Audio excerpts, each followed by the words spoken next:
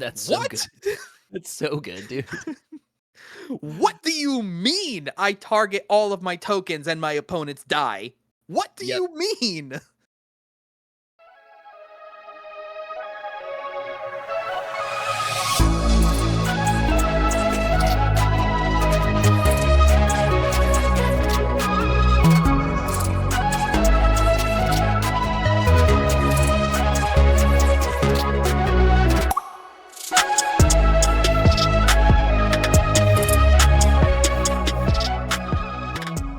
Today's episode of the MTG Thoughtcast will be anything but standard, despite the fact that that is what we're discussing today.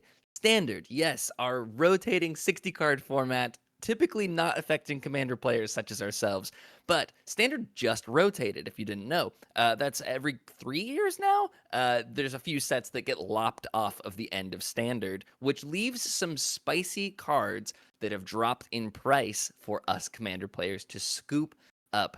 That's what today's episode is about. I'm Joseph, one of your hosts here at the MTG Thoughtcast, and across the screen, or somewhere across your ears, is my brother, John Kendall. John, you ready to talk some standard cards today? Don't call me standard. I'm the modern pioneer. That's right. He's the very standard model of a standard major general, John Kendall. A legacy of modern pioneer, you'd say. Oh, wow, Ugh. that's a lot all in one. Oh man. Okay. Well, we've got a lot to get into today, so let's get the pleasantries aside of that. In addition to some introductions of my brother and I, today's episode, like most of the time, is brought to you in part by our friends at Heavy Play. That is our favorite playmats, deck boxes, and sleeves because they are slick, they are portable, and they've got magnets in them. And if you want 10% off of your first order with Heavy Play, you can use code MTGThoughtcast at checkout or go to heavyplay.com/MTGThoughtcast. Shout out to Heavy Play. If you want to join in all of the discussion about today's episode, what's rotated out of standard, are you playing standard now that it's rotated, all of that and more, jump in on our Discord. It's linked down below. We play games there, we brew decks, we have all kinds of great discussion and lots of memes. If you want to be a part of that, join our Discord, linked down below. If you're down there and you want to support the channel for totally free, there's a bunch of buttons. There's subscribes, likes, comments. That helps the algorithm know that you want to see us in your feed more often. Help support the channel totally free. All of it actually does. Supports the channel for free or for a discount on something that you'd be buying anyway. So shout all out. your all your support everywhere from both YouTube and Spotify and our dual watcher listeners. We see you.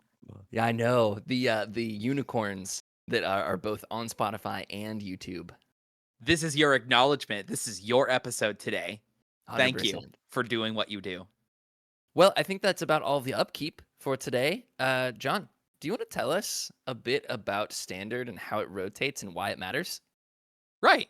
So, most people are well aware that Magic as a whole, when you're playing the game, comes in a variety of different play formats. We here on this channel are primarily limited and commander people, but for the other main 60 card constructed ones as well, standard is one of the ones that goes through the heaviest amount of change from year into year out, mostly because it has a restriction as far as what cards are available within that parameter. And over the last honestly, even the last like 5 years or so, it has been weird It's with been how hazy. often, yeah, for how often the cards actually rotate and how long they stick around. But at the moment, they seem to be settling on this idea that the fall set every year rotates out some previous stuff, and that just happened. It was kind of funny because off of their own rotation guideline, right? Because like in a previous year as well, cards became standard legal at their pre-release. So technically, there was a week-long period a couple weeks ago with Edge of Eternities coming out that there was Edge of Eternities legal with the cards from the sets that we're about to talk about today. And then on the actual booster release itself, which was August 1st, I believe that was, Sure, I believe you. Edge of Eternities hits the stores just as a whole, and these sets that we're about to talk about today rotated out from standard. And what that means for us as like commander people is that these are some like cards that people playing those formats as far as like either like paper is concerned. These are sets and cards that if they don't necessarily have their legs in the longer eternal formats like Modern or Legacy and Pioneer and things of that nature, these are going to be sick pickups for us as Commander people that may not necessarily see a reprint anytime soon. This kind of thing happens all the time with booster sets. It's like a set rotates out, stops being printed for a long while, and then a commander staple in it that a lot of people want to play just doesn't see the light of day again, and that card starts climbing a little bit at a time, but eventually a budget card turns into like a $6 pickup. Absolutely. I think, I mean, economics 101 is prices driven by supply and demand. So when you have that intersection of both standard playability and commander playability, where there's a ton of demand for something and then it just gets lopped off of standard, all of a sudden the demand gets cut in half and the supply increases, which just drops the price of these cards that are still super playable in commander. So, what I'm looking for when sets rotate is what are some cards that are being propped up, like their price is being propped up by their standard demand that also works super well in commander. So that's kind of the cards that I've picked to talk Hmm. about and things that I'm looking to pick up post standard rotation all kind of sit in the middle of that Venn diagram. And I have some numbers as well as we go into this. I'll be the data guy Nice. to go into sort of what they were selling for versus what they're selling for at the time of recording to kind of give you some proof on when standard rotates. This is the kind of thing to be looking for to be picking up. Mhm. But John, what sets are rotating out of standard or have just recently rotated out of standard?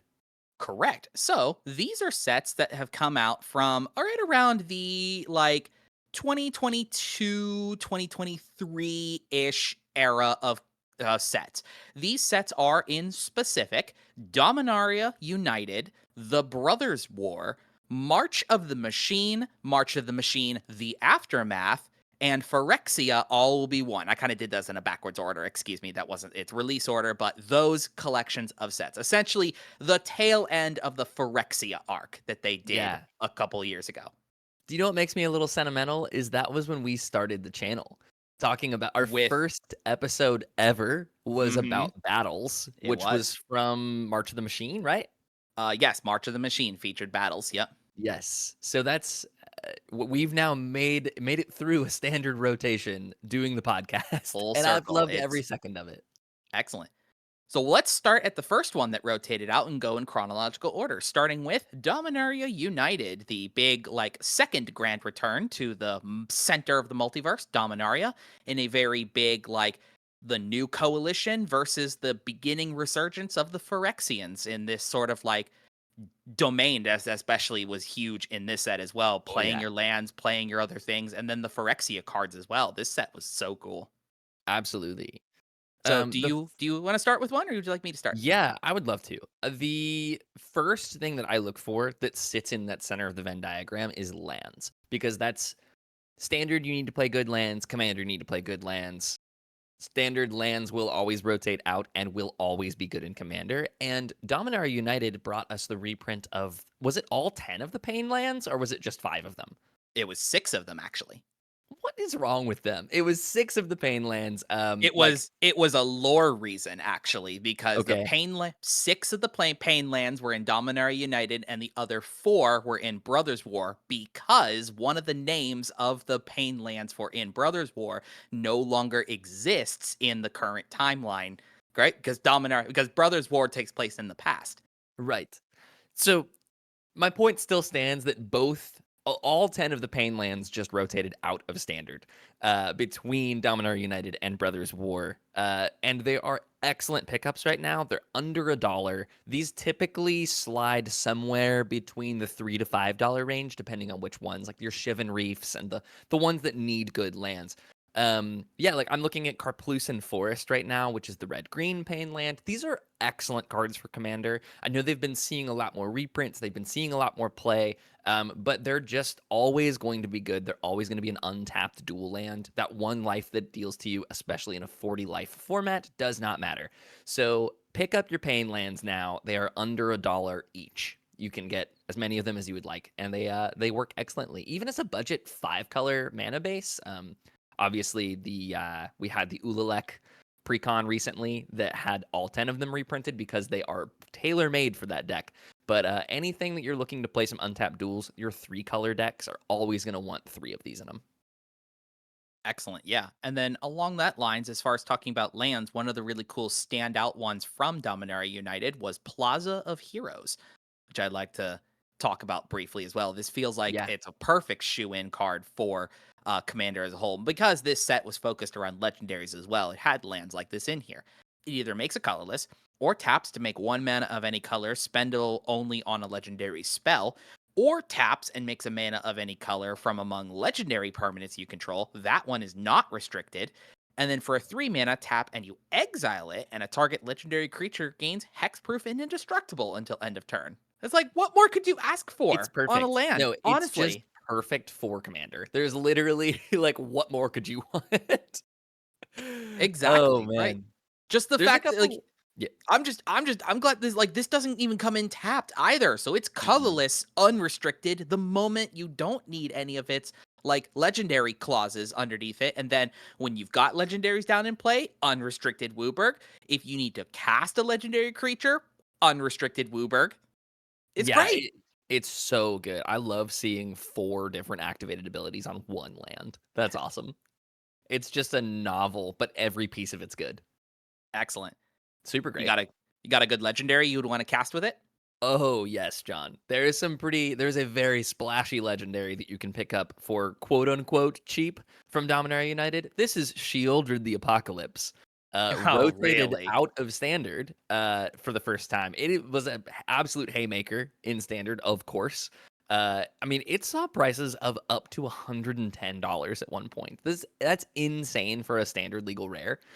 It's currently selling for like $60 for like the main print. The Phyrexian one is a bit cheaper than that if you want to have to explain what the card does every time.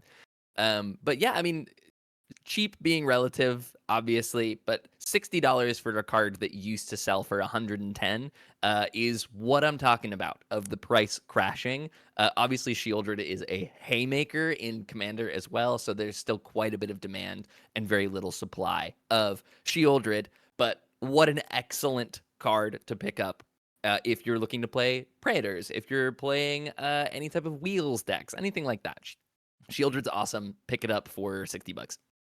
All right. And when you don't want to blow your entire precon budget on a single card, let me talk to you about an actual good pickup here of a card that I don't think is really going to get its home much anywhere else as far as being able to reprint it. But the ability that this legendary does is just so unique and combo centered that, like, if you don't start grabbing copies of it now, it probably will start drying up as more stupid legendaries themselves get printed.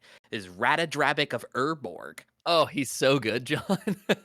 There isn't any other really legendary that does what he does. And as more combo centered legendary creatures get printed into the future, he might start seeing scooped up in prices because of the sort of combo potentials that he opens up with those cards.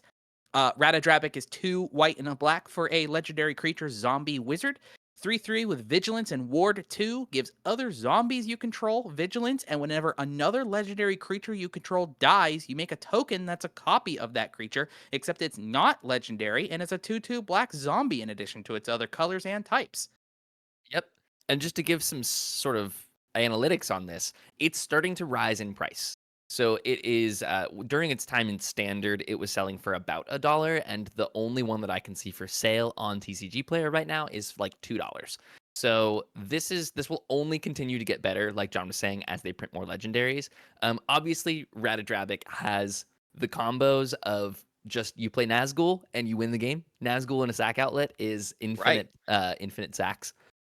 So pick up your Ratadrabics. That's actually not the legendary I thought that you were going to talk about, though, from Dominaria United that has a unique ability.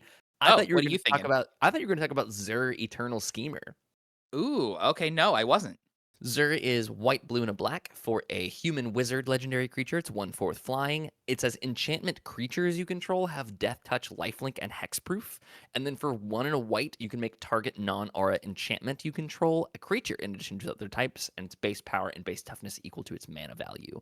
So this was a card that was selling for $20 at one point during its time in standard. It's currently down to $4. So this has some, again, similarly, a very unique ability that has combo potential by animating animating enchantments. It also just gives them death touch, lifelink, and hexproof as you enchant them. So this is Stupid. Zur obviously has a reputation as a character from the other Zur card that tutors out in auras. I think it's a tutor out auras. Enchantments with mana value 3 or less. Yeah, exactly. So it kind of goes really well with that. Yeah, there was some combo deck in standard with this, which is why it was selling for so much. With Um, the overlords because they were enchantment creatures. that's right. That's exactly what it is. It works really well with the overlords. So pick up your Zers. Super cheap right now, $4. Grab one. It's awesome. Speaking of legendary cards, then from Dominaria United, just kind of wrap up my thoughts on this here. This is an icon of a card that just has like tanked so heavily in the last couple of years, but I don't think it'll get reprinted again anytime soon. And just because of the nature of what this card does long term and her legacy that she has across all of Eternal Magic, she might start climbing back up again as a card that you don't want to miss. And that's Liliana of the Veil. Ooh, you're right. That was reprinted in there. She was in Dominaria United and just rotated out. And Vale has had a long term history ever since her original from Innistrad that like constructed decks, especially into like the being in Pioneer and Modern. But she does actually have some good applications for Commander, I'd say as well. The targeted sacrifice and the potential to pop off that or not the emblem, the Ultimate ability that she can do. That's a devastating blow to people sometimes. Oh yeah, Uh, she's absolutely insane. One of the best planeswalkers ever printed for sure. This can win the game on its own just by all of the resource denial. This also, during its time in standard, was selling for about $20, and you can currently pick up a near mint copy for six. $6. For those Absolutely for those insane. for those unfamiliar, Liliana of the Veil is 1 in double black for a legendary Liliana Planeswalker. She comes in at 3 loyalty counters, a +1 that makes each player discard a card, a -2 that makes a target player sacrifice a creature, and a -6 that separates all permanents target player controls into 2 piles. That player sacrifices all permanents in the pile of their choice. Yep, it is a certified banger. Before we move on from Dominaria United, I've got a Hear Me Out pick, All which right. is just one of my favorite cards that I've never found a home for, and I really want to. So this is sort of my spec pick. Is eventually this card will be broken. It's Vesuvan Duplimancy. Oh, uh, that card, it's a sure. mythic. It's a 3 and a blue for an enchantment that just says whenever you cast a spell that targets only a single artifact or creature you control, create a token that's a copy of that artifact or creature, except it's not legendary. So I've never found a home for it. It seems awesome. It just seems completely broken. It's like Orvar the All Form, except Is that on an Orfar, Double Down, Necroduality, one of those kinds of things. Just 100%. one of those big dumb blue enchantments that makes you copies of stuff and just you got to figure out how to make it work. Yeah, but this is like anytime you play like a curiosity onto one of your creatures, not only do you get the curiosity on that creature, you get to make a copy of that creature as well. It also like it targets only a single artifact, so there's some weird things. I also think with what the moonlight sanctum or something, whatever just came out from Edge of Eternities. That's the 3 mana enchantment that if you would make a token, you make a token that's a copy of the thing it's enchanting instead. Oh, I think yeah, it's Moonlight Sanctum. Sure, that sounds right. Yes. Sure. I want to enchant this with the Moonlight Sanctum so that And just keep anytime make that you make a copy of something, it makes another Vesuban Duplimancy, and that's then you silly. just get to quadruplicate it. It seems nuts, but yeah, it's like $3. It's been sitting about that. There was a time where it was like $4. I think people got excited about it for a moment, but Excellent. yeah, I would like to pick up a few more copies of this just in case. So the next set after that was The Brothers War, sending back in time to tell the story of one of the original Phyrexian invasions, featuring our favorite no ne'er do wells, Urza and Mishra. That's right. John and Joseph.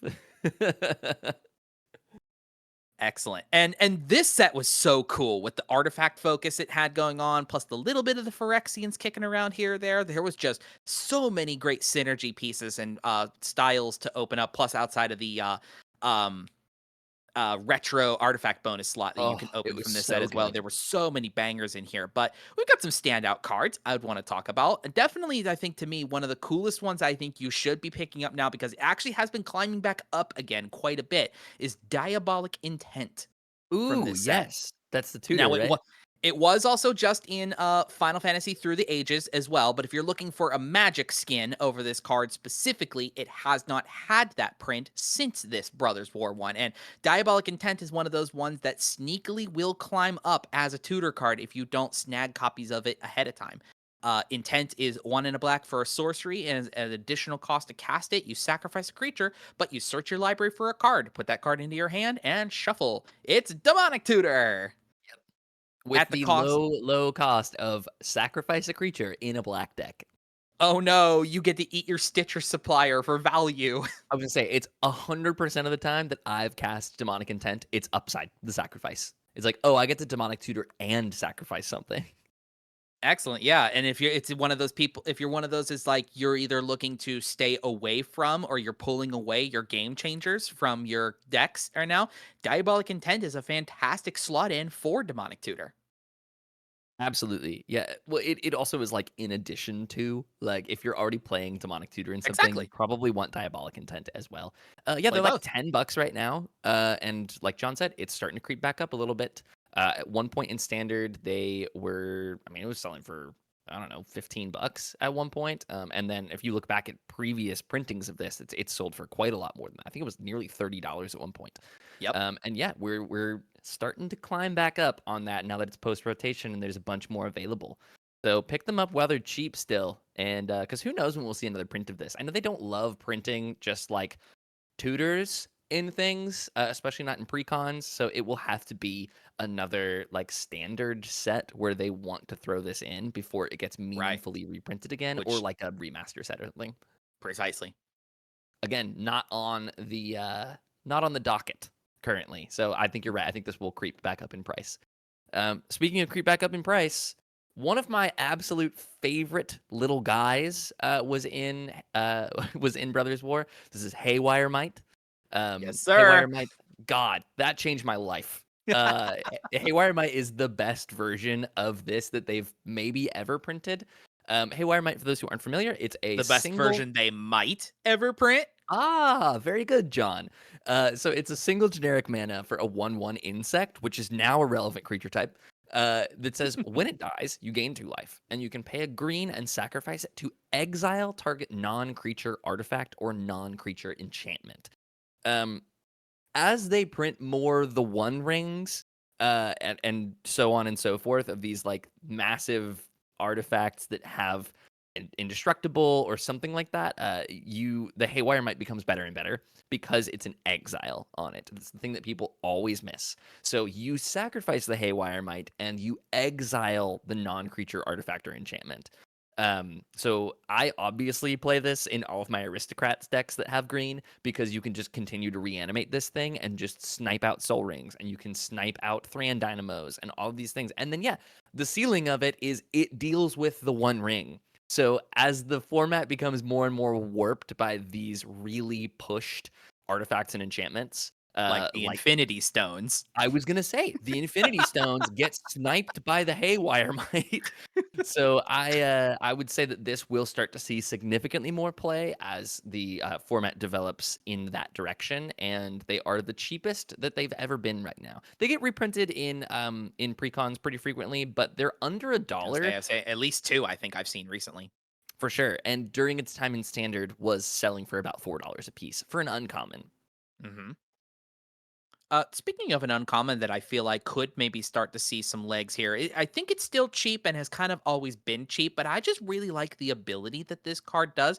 And I think it could very easily sneak its way into the artifact decks, at least that would be able to be focused in with green. And specifically, you don't see a lot of artifact decks with green, but treasures are always still floating around and clues of that nature. And I want to talk about a little favorite of mine called Sarenth Steel Seeker. Dude's a banger. Dude is an absolute banger. This thing is sick, dude. One and a Yes. green for a 1/2 human artificer scout. Whenever an artifact enters the battlefield under your control, you look at the top card of your library. If it's a land, you may reveal it and put it into your hand. And if you don't put a card into your hand this way, you may put it into your graveyard. Yeah.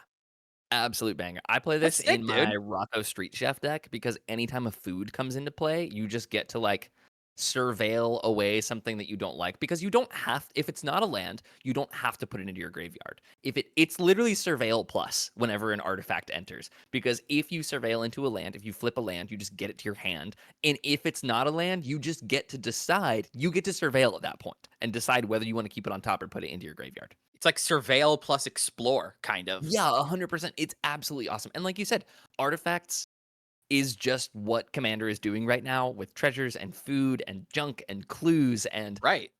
all of it. Landers, who cares? Like It's it's just just like I just like there's no restriction as to this as far as the artifact is concerned. Does it tracks every single one that comes into play, doesn't care if that artifact is a token. You could drop an artifact land off of this and get yep. a surveil explorer trigger off of that. You know what I mean? People love Yeah. their like dual colored the bridges and like the tree of tails and things of that nature, you know? Yes. Let's move away from uncommons for a second and talk about an artifact from Brothers War that I think is a banger that would trigger this, and that's the Mightstone and the Weakstone. This is Yes. a severely underplayed card. Mightstone and the Weakstone is currently selling for $2, and at its height was selling $1 per for stone. $1 per stone, exactly. This was a $5 or $6 card at one point because it melds with the Urza, but I genuinely don't care about that. I've not Mhm. melded this once, and it's just a banger, dude. So it's 5 mana for a legendary artifact Power Stone. It's 5 generic mana, and then when it enters the battlefield, you choose one of these. You either draw 2 cards as it enters, or target creature gets -5/-5 until the end of turn. And then it taps to add 2 colorless mana to be spent on non-artifact spells or activated abilities. The mana just can't be spent to cast non-artifact spells. Right. This is slapping, dude. Every time I've played this, it's had some impact on the game, whether it's been refilling my hand or killing a problem creature. And then you'll find some very cool uses for that the 2 colorless mana. Especially if you're in a deck that you're playing artifacts, it just is another soul ring for you. And then if you're in any kind of like I said, if you've got clues or you've got food or whatever, you can use that to crack those things. So the Mightstone Easy. and the Weakstone, slapper. Buy I these. I would say probably one of the reasons a card like this has not seen a lot of play long term is because some people just kind of feel weird about double face cards, you know? Like not Yeah. every deck is going to be sleeved. And so needing to either play a reminder card or have to always have a sleeve on you on hand for this double face card like this here that sometimes turns people I know it turns me off specifically. I don't Yeah. like playing double face cards. Well, and that kind of leads into a little more inside baseball here of like this card isn't going to get reprinted. They would have to reprint it with the backside and with the Urza that goes alongside with it. Alongside of it, yes. So like this is I'm not going to say it's never going to get reprinted, but it's practically never going to get reprinted and it has a ton of value in Commander. So Yeah, this until in they do like a secret layer where you can buy both plus like a little exactly like commander package alongside of him, which I would buy. That'd be so 100%. sick, dude. But even then, like you just said, people don't like playing with alternate art things. It's like we were just talking about one of the cards that got reprinted in the Final Fantasy Special Guests that's been skinned to something else. People want to play, I would say largely, with the original printings or with the in-universe printings of stuff. So to have the original copy of the Mightstone and the Weakstone with as much value as it provides, it's not really ever going to get meaningfully reprinted. It's just gonna go up in price. This in 2 or 3 years, I would guess, is gonna be a $10 card. Easily. Last one I want to bring up as far as Brothers War is concerned is a really sick removal spell that has multi-purpose. Either targeting things of your opponents or you can target your own things with this. Is Soul Partition. Ooh, Very yeah, Very dope. neat card. It's a 1 and a white for an instant. It exiles a target non-land permanent. For as long as that card remains exiled, its owner may play it, and a spell cast by an opponent this way costs 2 more to cast. I've never read that last line of text that way. This is just a blink spell for yourself. It can be, yeah, as well, and it hits a non-land permanent. So, like, if you are looking to save something of yours, you could exile it into this soul partition, and then you're able to cast it from exile later. So, like, blink something out that's got a cast trigger, like the One Ring, or a Titan or like an Eldrazi or something to that Yep. degree, and then you could save it. But then there's also in a pinch, this is removal spell against somebody else's non-land permanent that you staple a commander tax onto as well, you know? Yep. This is true. Good pull I there. like Good it. pull. I've got one more to talk about from the Brothers' War. This is Gix Yawgmoth's Praetor. It's This our was boy. I mean, dude was a haymaker in standard in those mono black decks during the time that mono black was the best deck in the format. Gix does a lot of things. It says it's a 3 mana 3/3 Phyrexian Praetor, notably. Whenever a creature deals combat damage to one of your opponents, its controller may pay 1 life. If they do, they draw a card. And then I've never seen this ability get activated, but it's 4 black, black, black. Discard X cards, exile the top X cards of target opponent's library. You may play lands and cast spells from among those cards without paying their mana costs. So it has a really late game play. I mean, if you're But heavy in black, you could probably get there. right. It mostly is it's going to sit there and draw you a bunch of cards, and it incentivizes your opponents to be attacking each other. It's Mhm. really, really good in Commander. It was really good in Standard. Right now, it's selling for about $6, and at its peak, it was selling for 15 in Standard. So this is one that's crashed quite a bit. That there's just not many things that do what Gix does in the way that it does. I know there's that Gonti that just got reprinted in eighth, or not reprinted, but Gonti printed in Aether Drift that has a Night very Market similar Minister. ability. But even that is a 4 mana card, and it does Mhm. not have the big activated ability on the end of it. So Gix is kind of the best of what it does. And again, is just probably not going to see a reprint for a while, just because this was a set that was in the past. So they would Mhm. have to have a flavor reason to reprint it, outside of putting it in a pre-con or a remaster set or whatever. Excellent. Now let's dip away from the past and talk about the Phyrexian future with Phyrexia. All will be one of the lead up culmination to the big Phyrexian war. This the planeswalkers invading the home world of the Phyrexians to stop their Oh yeah, invasion, but that didn't go well. certainly did And not. this was a standout set for us, I do remember. We God, both dude. really enjoyed this set a lot. And so, some call out cards that I feel like is worth your time to go pick up right now. To me, the first one I want to bring up is the best rare in the entire set, without question, Venerated Rot Priest. Oh, okay. That's not where I thought you were going with that. Oh, you don't think so? Oh, this thing's a killer, dude. Yeah, it's Like really good. this kills boards the moment you slam this down. And I feel like if you don't scoop your copies now for the same reason as Ratadrabic, the amount of like stupid stuff that can go on with this card right here, because poison can sometimes be a little tough to have as your win condition when it comes to commander. And you've got an engine like Rot Priest that'll trigger both off of yourself and your opponents, you will be killing people like crazy with a card like this. It's a Yes. single green for a 1/2 Phyrexian Druid with Toxic 1. A player's dealt combat damage by this creature also get a poison counter. So if it were to ever go into combat, but you're not going to be doing that because it has its other ability here that says whenever a creature you control becomes the target of a spell, target opponent gets a poison counter. Yeah. That's so good. What? That's so good, dude. What do you mean I target all of my tokens and my opponents die? What do Yep. you mean? It's so good, dude. Yeah, anything that does like direct killing or like targeted removal, anything that you're playing, like any of the hexproof spells, if you've got your like Tameo safekeepings, etc., that will just add a poison counter onto somebody. And of course, if you're playing poison counters in a deck and you're playing this, you have your proliferate spells as well. You've got your Mhm. like the one with landfall that proliferates. So this is Yep. an easy way to close out the game. I see what you're saying. What Um, what was your idea? What do you think the best rare oh, was? I mean, well, okay, I have some mythics to talk about. I don't know. I mean, if we're talking about toxic and lands, I think that Mirex is an unbelievable land that more people should be playing in their decks. This can be had for under $1 right now.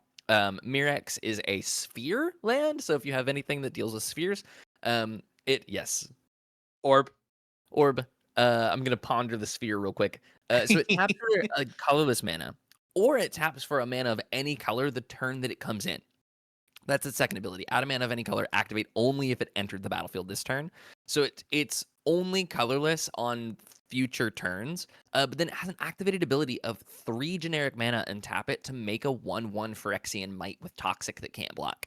So this just in any type of deck with control aspects in it, anything with board wipes that you're going to want to go long, having that ability on a land, that's really cheap to make a token of any kind. Most of the time, like we just saw on like the Starforge from Edge of Eternities, it cost like 5 mana and tapping it to make a 2/2 robot that can block. 3 mana to make this 1/1 Phyrexian Might is really good, even if it couldn't block on its own, let alone the fact that it has Toxic and has a way to close out the game on this 1/1 Phyrexian Might. So Mirex is an awesome land. It's like I said, it's under $1. Go and pick it up, throw it into your control decks. Mhm. One of Phyrexia's standout things that it had amongst its cards was a higher than normal for at the time planeswalkers count. Both the hero team who were going in to try to stop the Phyrexians, and then the other half of that team who turned into Phyrexians, things like the Jason, the Vraska, and the Luca, and things of that nature as well. And to me, the standout of those planeswalkers that they included in this set was the Eternal Wanderer. And Ooh, you should. yeah, great one. This is a great pickup for Commander. She helps you lock down the board, gives you board presence, removes any threats that are in your way. Fantastic pick. It's 4 and double white for a legendary planeswalker type line. 5 Oh, it doesn't have a loyalty. pipeline. We still don't know her name. She That's doesn't have a fair. name. 5 loyalty as she enters. No more than one creature can attack the Eternal Wanderer each combat. So she comes with her own little crawl space behind her as well. That's very sick. A +1 to exile up to one target artifact or creature. Return that card to the battlefield under its owner's control to the beginning of that player's next end step. A 0 to create a 2/2 white samurai creature token with double strike, or a -4 that for each player you choose a creature that player controls. Each player sacrifices all creatures they control that were not chosen this way. So this is another one of those planeswalkers that doesn't necessarily have an ultimate per se. She's got 3 relevant abilities that all of which are available to you the moment she comes down into play. You could do any single one of these that's most relevant for you. Yeah, the best of them is obviously like the tragic arrogance, the -4 on it. Importantly, because you get to choose the creature for everybody. So you choose your best creature and you choose everybody else's 1/1 might with toxic that can't block. And then only one creature can be attacking the Eternal Wanderer at a time as her static ability. So this just blows up the board and then sits there and just for its 0 starts generating you 2/2 white samurais with double strike. With Again, double talking strike, about or it's +1 starts generating you blink value, right? Because let's say the creature 100%. you picked is something that you want to keep blinking in and out, like say a token creator, right? Yeah. Something that like blinks out, blinks in, makes you more tokens, then you blink them again, they come back. It also removes a threat from somebody's board until their next end step. So if you activate it on your turn, exile away something of your opponent's, they're not getting that card back until their next end step. What a stupid way to keep commanders off the table, honestly. Definitely. Because they don't get Definitely. that commander back until their end step, which will then just go right back to your turn and you exile it again. What are Yeah. they going to do? Keep putting it back in the command zone? No, of course not. That's very funny. Yeah. Eternal Wanderer is awesome. This has kind of always been a bulk rare. It's like at its height was selling for about $2, but it can be had for almost 50 cents right now. And it's an unbelievable add to any of your white decks. It goes completely crazy. I've got a bit more niche of a planeswalker to talk about from All Will Be One as well. This is Vraska Betrayal's Sting. This is my favorite of the Phyrexian ones, mostly because it can just end the game on its own. So it's 4 black and a Phyrexian black. And it has that completed ability of if you pay 4 black for it, it comes in with 6 loyalty counters. If you pay 4 black and a Phyrexian black, which can be paid with 2 life, If you pay the 2 life for it, it enters with 2 fewer loyalty counters. So either is 6 mana for 6 loyalty or 5 mana for 4 loyalty and 2 life. So neat flexibility on that. Mhm. Its 0 is you draw a card, lose a life, and proliferate. So it kind of is a 1. So that's ridiculous to begin with. The -2 is a removal spell. Its target creature becomes a treasure with tap, sacrifice it, add a mana of any color. It has a treasure ability, and it loses all other card types and abilities. So you just completely turn something into a treasure, which is awesome. So good. But its -9 is if target player has fewer than 9 poison counters, they get a number of poison counters equal to the difference. So it just sets someone up to 9. The like combo side of this is if you're playing a green black deck that has Vorinclex Monstrous Raider, you can play Vraska down afterwards to where she'll come in with either I guess you have to play it for full value. So if you play it for 4 black black, this comes in with 12 counters on it because of the doubled counters, and then you can -9 and it just gives somebody 18 poison counters and just kills them. Stupid. It's great. This is awesome. This is like the Sultai Ultimatum, which whatever that card was called. This was part of a combo with that, where you would just grab Vorinclex, Vraska, and like an extra turn spell, and then no matter what combo, you ended up with something ridiculous. But yeah, Emergent ultimatum. Emergent Ultimatum. That's the one. Thank you, Oracle. But yeah, Vraska's awesome is like $5 or $6 right now, and at one point was selling for $20 in its heyday of standard. So this obviously has some great applications and is going to go back up in price once people start selling theirs off and the supply is kind of settled. Lastly, to bring up from this set here, since we're on the subject talking about planeswalkers, this card has probably been the most unique piece to add into a planeswalker shell, and I don't think this is ever going to see another print again, just because of how limited and niche that this thing is because of its nature for planeswalkers, and that's the Moon Gauntlet. Ooh, it's so good. Tuna blue for an artifact that gives planeswalkers you control a 0 ability to proliferate and a -12 to take an extra turn after this one. And whenever you cast a non creature spell, you choose a counter on target permanent and you put an additional counter of that kind already on that permanent. Yeah, Like a soft proliferate, kind of. it's so good. Yeah, it's proliferate for well, yes, proliferate for one counter on Counter, one right. permanent. It's But just just that ability to give your planeswalkers 0 proliferate, you just slam this down and then you spend a turn proliferating all of your planeswalkers into one that will ultimate. Ridiculous. and If even you've if it never doesn't seen this go even off, if it's crazy. even if that planeswalker itself doesn't have a crazy cool ultimate, they now gain that -12 to take an extra turn, which is so cool. It's just Yeah, the things that this card does, be it that it is so niche towards planeswalkers, you probably will not be able to see something like this come up again in future sets. So if you are a planeswalkers enjoyer, please grab this now while you have an opportunity to. definitely. Currently selling for about $4 and at its peak was selling for about 7. So definitely has some good value and will continue to go back up. Excellent. I'll do a quick rapid fire here of the two big mythics from All Will Be One was Elishnorn Mother of Machines and Atraxa Grand Unifier. We know what these do. We know that they're bangers in Standard. We know that they're bangers in Commander. Atraxa is currently selling for $10, down from about 22 at its height. And Elishnorn, Mother of Machines, is currently selling for about $18, and it's down from 26, which was its like highest price point. So both of these have started to crash a little bit. I wouldn't expect them to go much lower. If you're looking to pick these up, now is the time to do it.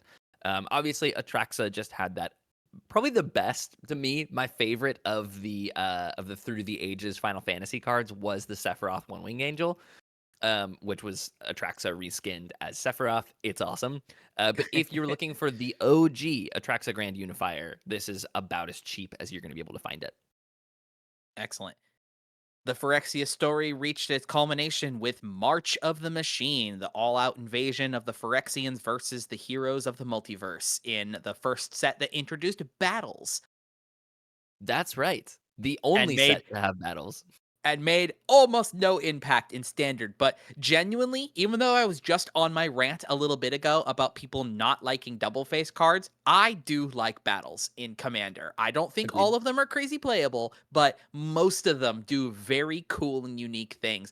And then the set as a whole was just filled with so many great pieces and pickups that even though like there's opportunity for them and kind of their generic naming here to show up again in later sets. I don't know how much of these will get reprinted, especially those battles. Like, it's gonna take a miracle to see these cards again. Yeah, I especially don't think that those battles will get reprinted in any type of way. Who knows? Because those were the siege battles. So who knows what we'll see next as far as battles are concerned, or when or if we will ever see them again. But it was a neat thing to have. And a lot of them have a ton of value, like you were saying. My favorite of them is Battle for Zendikar, which is Invasion of Zendikar. Yep. yes, yep, exactly. I was thinking of the set Battle for Zendikar. Invasion of Zendikar is the 4 mana. It comes in under your opponent's control, does the whole battle thing. You search your library for 2 basic lands, put them into play, and then when you flip it, it flips into that 4/5. I think it's a 4/5 with 4/4. Vigilance. It's also a land itself. It counts Yep. itself as a land. So it's one of the few ways that you can get 3 landfall triggers off of 1 card. So I love including that as a spicy little tech in my landfall decks. Yes, that's very cool, and that was actually on my list to talk about as well. I wanted to Yeah, bring up Invasion great one. Zendikar because it's one of those as a longtime enjoyer of explosive vegetation. If you're doing explosive vegetation, there's almost no reason other than outside of not liking double face cards to not play Invasion of Zendikar, and this probably would start creeping up over time if you don't pick them up now. But I have another one I wanted to talk about as well. Is Invasion of Segovia. Segovia. Yeah, so this does the battles thing, comes in with 4 defense. When it enters, you create 2 1/1 blue Kraken creature tokens with trample.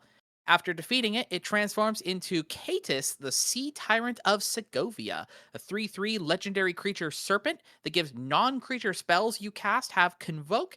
And at the beginning of your end step, you untap up to 4 target creatures. Yeah. Yeah, that does good stuff. This does good stuff, right? A battles here's the thing, because outside of using other pieces to help you remove those counters, battles are going to need fought essentially with the creatures that you have or the creatures that themselves make. That's why there's not many of these battles that create their own creatures, because those are the ones you just send those right in at the battle and then it defeats itself. This one does create you 1/1s with trample. Those are going to be easy to be able to boost their power up to make sure that they are swinging in, and maybe at least one of them at a time to start knocking the counters off of this here. And then you get this one on the backside, this legendary thing that gives all your other non-creature spells convoke. Like, we've talked about the power of convoke with cards before, that like people forget that the things that you use to tap for convoke, that can be used as colored mana towards the spell that you're casting. So like, you've made 3 blue creatures off of this here between this legendary itself and the tokens you made previously. That's like counterspell for free that your opponents may never see coming, that then at your end step will untap those creatures that you used for convoke, or untaps anything else stupid that you're doing on your battlefield that requires tapping for activated abilities. You just get to untap those. Yeah, super, super good. Obviously, when all of the battles were printed and unveiled, Invasion of Ikoria was the strongest of the batch of them. This is the X green green. When it enters, you search your library and or your graveyard for a non-human creature with mana value X or less, put it onto the battlefield. So it's kind of like it's a tutor spell, but it's one of the only ways to reanimate a card in green. Like it can just find your thing from the graveyard and bring it back to the battlefield for you. So that one was super good. It in its heyday was selling for about $13 and is currently about 6. So really good time to pick that up if green reanimation is something that you're looking for. Excellent. To me as well, one of the standout uncommons that came out of this set was Kami of Whispered Hopes. Yeah, yeah, dude. Stupid. Look, That is a great one. Little bro rips. Tell you what, 2 and a green for a 1/1 spirit that if one or more 1/1 counters would be put on a permanent you control, that many +1 are put on that permanent instead, and then a tap ability to add X mana of any one color where X is Kami's power. Yeah, it's Gyre Sage and Hardened Scales stapled onto one card that can be tutored. It's ridiculous. Take your hardened scales, take your Gyre Sage, now kiss. Now mash them up. This was also the harbinger of we get a new Hardened Scales every set now. Basically, This was but like just the like beginning of it.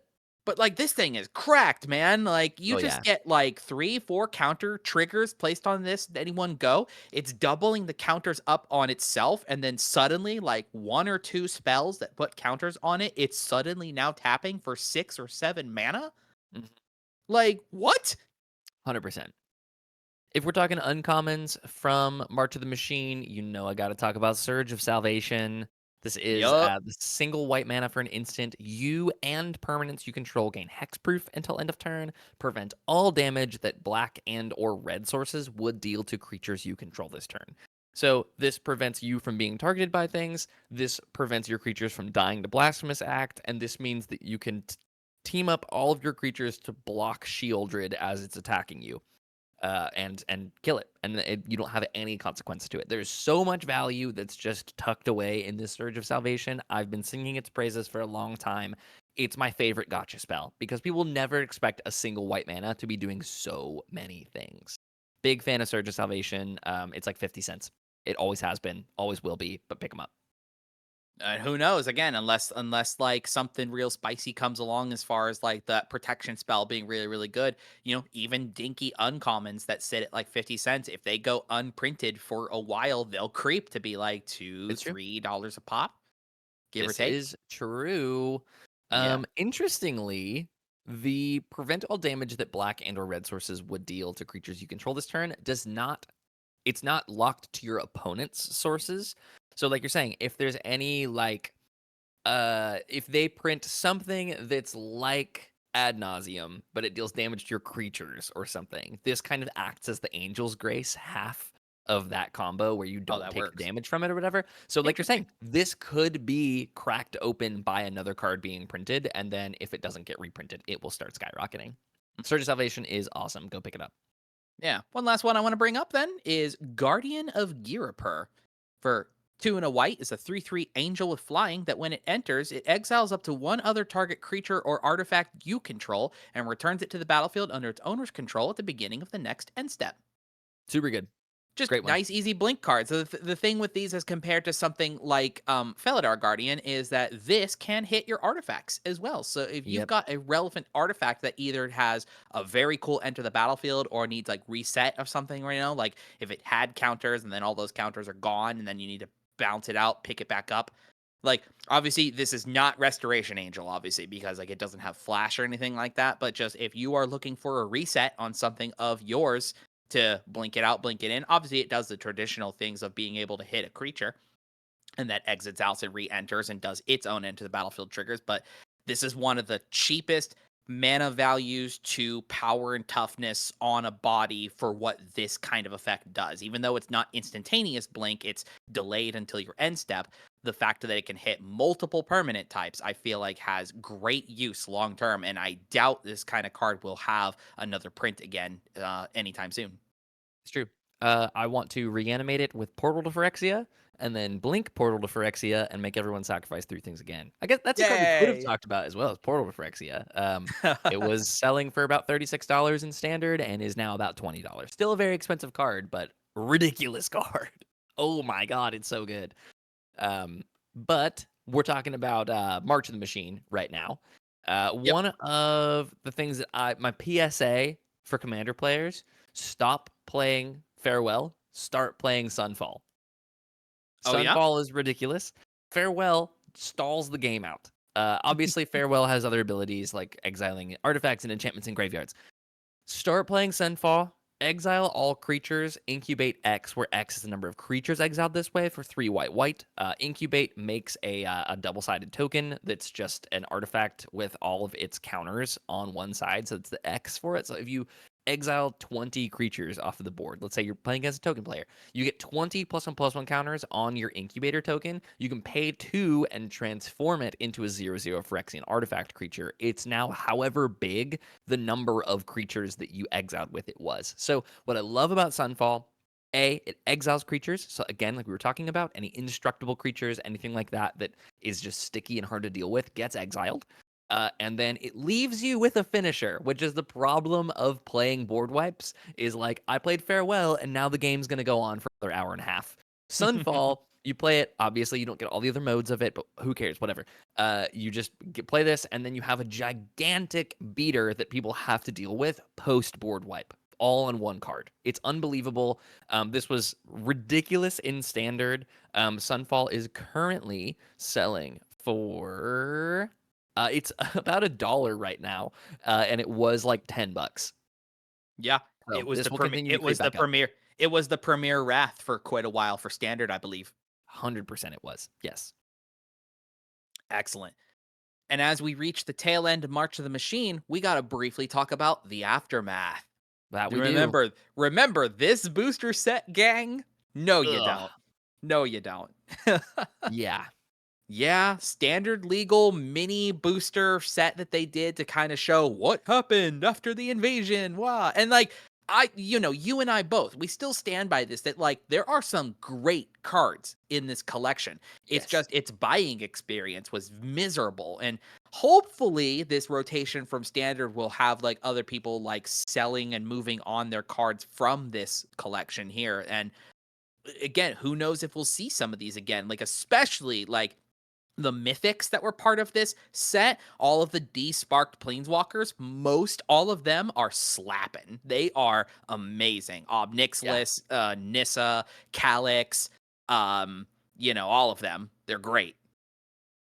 Dude, there was just basically nothing that made an impact in Standard, which means that Not the really. prices that they like lived at is kind of what they are. So I would say rotation will have basically no impact on the price of cards like Nissa Resurgent Animist or Obnixilis Captive Kingpin. These were awesome cards. These had really, really great cards with the worst pack experience in existence. That I think was actually their biggest mistake in the last couple of years, as they've continued to try and go back and fix those mistakes, like they did with the Assassin's Creed boosters, which was a flop, and then seemingly what they're trying to fix with the Spider-Man set, which I think they've sort of alluded to. This was supposed to be an epilogue set, or a Yes. sized set, a smaller set that they've now are going back and trying to fix again. So this will go down. March of the Machine Aftermath will go down as one of WotC's worst mistakes of the decade, and continues to be so. But it is slapped full of good cards.